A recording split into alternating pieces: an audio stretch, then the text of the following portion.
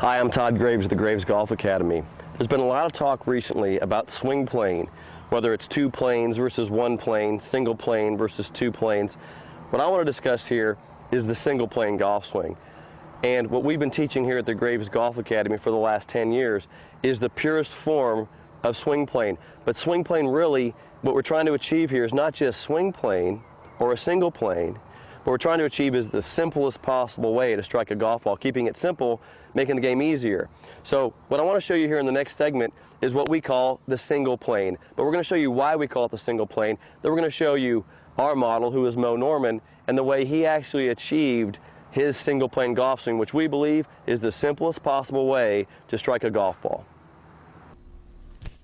Before we take a look at Mo's swing, let's take a look at a relatively well-known golf swing, a conventional golf swing that we all watch every weekend. But when we're going to do this, we're going to look at the plane of this golf club. And I'm going to draw a couple lines here. And the first line I'm going to draw is just on the club shaft at address. And you can see that that shaft angle is on a different line than his trail arm. So you can see that's really what we call a two-axis initial setup position. But I'm going to do another line here. I'm going to draw a line from the club head right through the middle of his back. And I want you to pay attention to this place in his back where the club goes through here. Now I'm going to have him swing the golf club, and you can see that when he comes down to impact, you can see that that club shaft is aligning with that line that I drew, and it's on a different line than the club shaft at address, which was right here. This is the single plane that we're talking about with Mo Norman. Let's take a look at Mo's golf swing now, and you're going to see something. When I draw this line on Mo's club shaft, you see where it goes through in his back? That's exactly where I drew the line on Tiger. And you can see that the club shaft runs right through the middle of Mo's back. And now when Mo makes a golf swing, you can see that the golf club gets onto a parallel position relative to that line going into the backswing. And watch this, when he comes down, he ends up on that same line at impact. So what you're really seeing happening here is a single plane golf club movement. So you got a single plane golf club movement going into impact and release, and even on the way through you see the club moving into a single plane. So what we're truly looking at here is that everybody who swings a golf club is planing the golf club relative to this position of the shaft that runs from the club shaft right through this position in the back. So when you're looking at golfers, this is really truly the only single plane. So I'm in my studio here in the Academy, and let's just discuss what we just saw. We saw Tiger, how he didn't start the club on the same place that he actually impacted the golf ball. And here's what you're seeing. You're seeing him impact the golf ball on the plane of where the club is designed, so swing plane. And get this is what swing plane really is. Swing plane is nothing more than the design of the golf club. So the way this club is designed, it's designed to be struck a certain way. So you have a line angle on a golf club. It has a line angle, it has the shaft entering this club, and it's designed to be struck in that swing plane. What was important about that video that you saw was where that actual swing plane went through his spine. Because everybody, and people always ask me this question, why don't more people swing like Mo Norman?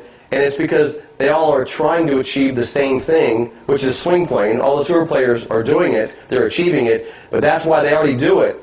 And if you want to achieve swing plane, the goal is to find the simplest possible way to achieve swing plane. So that's what Mo Norman did. He found a simpler way to move the club the exact way it's designed. So let's refresh that. And I'm going to go through here. I'm using our training club. We have built training products for the single plane here at the Graves Golf Academy. So I have my training club here. And let's just take a look at what swing plane really is. And I'm just going to set up to a golf ball. And let's take a look. Here's what Mo did to achieve this plane. When he set up to a golf ball, when he gripped that golf club, he created an alignment with the club shaft. That alignment is when the trail arm and club shaft align. So for those of you out there who have been working with the single plane and working with Mo's golf swing, use this as a refresher. And I want you to pay attention to exactly where this club shaft is. And notice how the club shaft angle is going through the middle of my back. Okay, so that would be too high, that would be too low, this would be a perfect position to have that club on swing plane. And then when Mo actually moved the golf club, you see him actually put the club on plane here, and that position is actually parallel to the position that he started. So it's parallel to that shaft. And then when he comes down, he returns that club to impact, once again, right back where he started it. So doesn't it make sense that you should start the club the way it's designed and impact the club the way it's designed? It only makes sense. If you're looking at tour players' golf swings, they're not starting the club there, so they have a lot more complications in their movement. So, for those of you out there who are practicing the single plane, let me just give you some tips here on how to achieve the single plane. The main thing here is getting the proper grip and address position. The training club here that I use obviously helps me do that, but getting the proper hand position. You can learn more about our grip position at www.swinglikemo.com. Check out how we actually hold the golf club. But actually, that's how you grip the golf club. And then, making that club shaft go through the proper part of the spine gives me the proper distance to actually impact this golf club the way it's designed. That's why when you see Mo's golf swing, his feet are on the ground. He has less moving parts to achieve what we call this pure single plane. If you're interested in more information about the single plane golf swing and simplifying your golf game, go see us at www.swinglikemo.com. That's www.swinglikemo.com. Learn more about what we're doing here and how we're actually achieving the perfect single plane and the simplest possible way to strike a golf ball using Mo Norman's golf swing.